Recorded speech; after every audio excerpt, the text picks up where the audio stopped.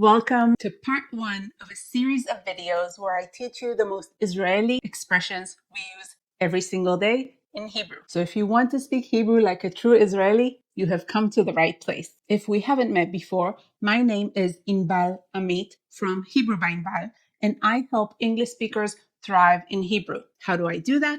I'll explain. All the foundational skills in Hebrew are laid out for you in 2 programs. Practically Speaking Hebrew, my online program for speaking and understanding, and my best-selling Hebrew 1, 2, and 3, completing all your reading and writing skills. You can take one program or the other, or both, and in any order. That is all part of my unique approach. I will link my programs in the description box, including my website, where you can find my free guide and all my resources. So check it out. Now let's dive into the most common Israeli expressions in Hebrew, starting with king and queen. In Hebrew, melech for a man, malka for a woman. We use these to describe someone who really impressed us, that did something phenomenal, that is super talented, that aced it, nailed it. We say melech if it's a man, or malka if it's a woman. Another common way of saying it is by adding what in Hebrew, eze, what a king, what a queen. Eze melech for a man, eze malka for a woman. He got all straight A's. Eze melech. She took first place in the competition. Eze malka. We do the same, replacing king and queen with the masculine form of canon and the feminine form of a cannon.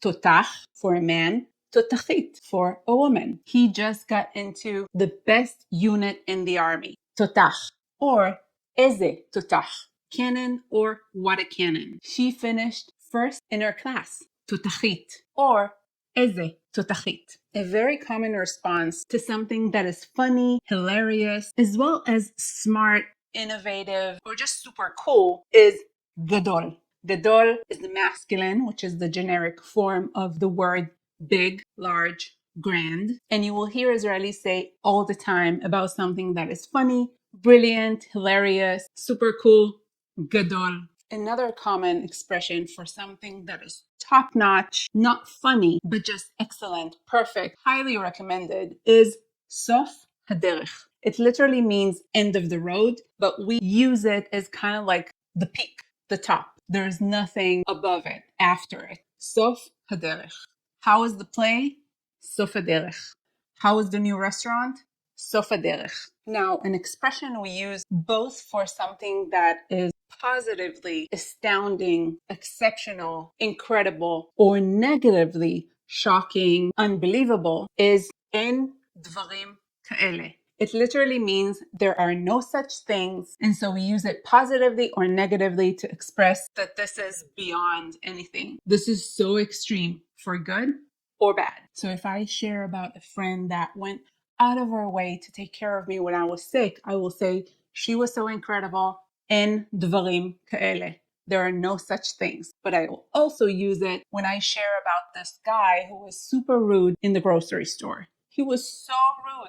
En dvarim kaele. So it really depends on the tone and the facial expression. Another expression that we use both in a neutral to positive context and in a negative context is the Hebrew version of you don't say. It literally means what are you saying or what do you say? In Hebrew, ma ata omer if we are speaking to a man, or ma at omeret if we are speaking to a woman. Say that I'm speaking to my male friend and he is sharing with me that he was traveling and he got to this place where it was all Israeli flags and it was just such a beautiful gesture. I will say, ma ata omer. You don't say. That is so beautiful. Ma ata omer. But if I go to my designated parking spot and there's a guy there and he says, you can't park here anymore, I will say, Ma ata omer. I can't park in my parking space anymore, using the same expression to negate everything that I just said, saying,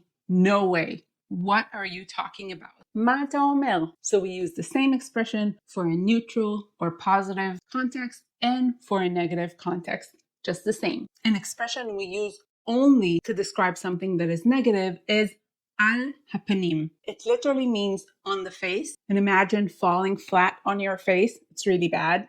That is where it comes from. Al hapanim. We use it both to describe something that was really bad, that we don't recommend, that is not good at all, or to describe someone who is in a bad physical or mental condition. How was the restaurant? Al hapanim. How was your day at work? Al hapanim. How is he doing?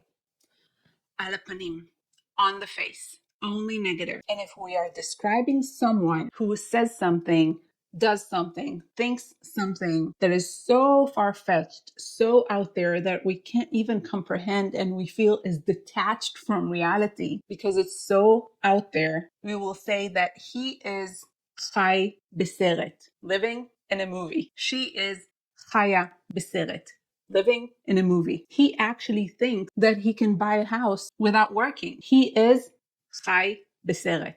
She actually thinks that she can make friends by being mean to everyone. She is chaya beseret, living in a movie. Another expression that uses the movie metaphor is someone who is really anxious about something. They are paranoid about it. They are obsessing about it. They are so stressed about it in a very obsessive way. We say that they are eating a movie. I know it's very weird. He is ochel seret, or in plural, ochel sratim, eating a movie or eating movies. She is ochelet seret, or ochelet sratim, about the test, something very stressful that they are facing, or anything that is causing them anxiety and that they are obsessing about, cannot let go of the stress it's causing them. They are eating a movie or eating movies. And switching from a movie to a story, the Hebrew Israeli variation of don't make a big deal is don't make a story out of it. When we want to tell someone don't make a big deal, we say al ta'aseh sipur.